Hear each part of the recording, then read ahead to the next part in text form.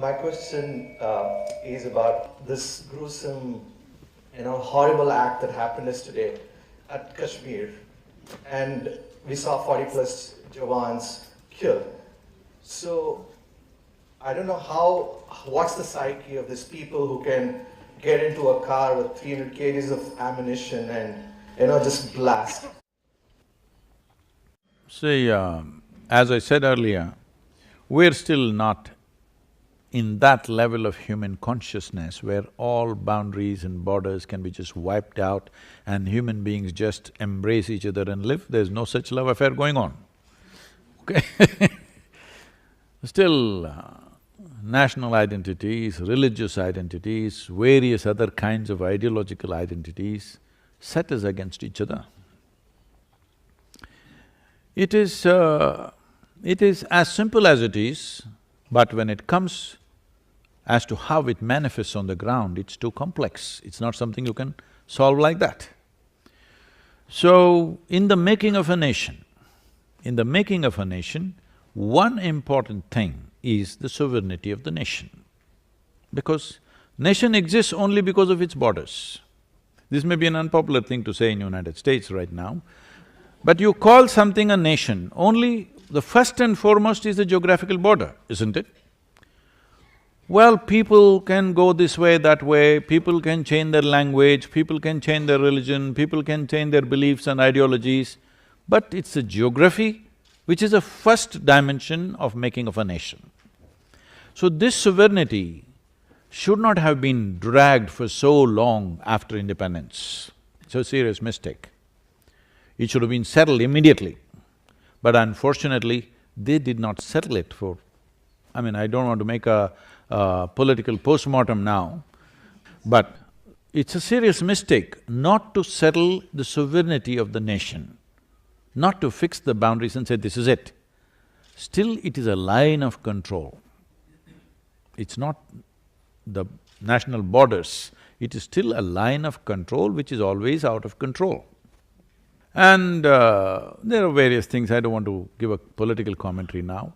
So you're asking about the mindset. The mindset is like this. This has been in many ways put across.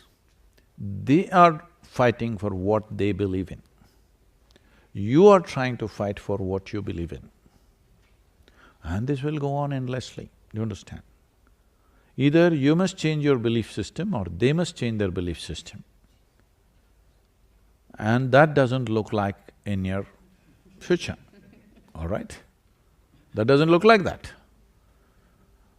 But either you must have the wisdom to end the enmity. You must kill the enmity.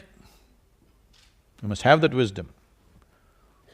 If there is no room for that wisdom, unfortunately, it will naturally translate into killing the enemy. It will naturally go there. Whether you am I propounding this? No, it will naturally get there, whether you like it or you don't like it. So just because somebody lives across the border, do you want to kill them? Definitely not.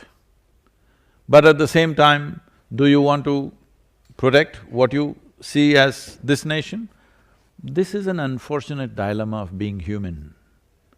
If you were an animal, anybody crosses your boundary, enters your territory, you just kill him, all right?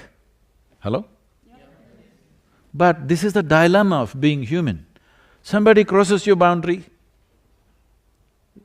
you may have to kill him, but you don't really want to kill him. This is the struggle of being human.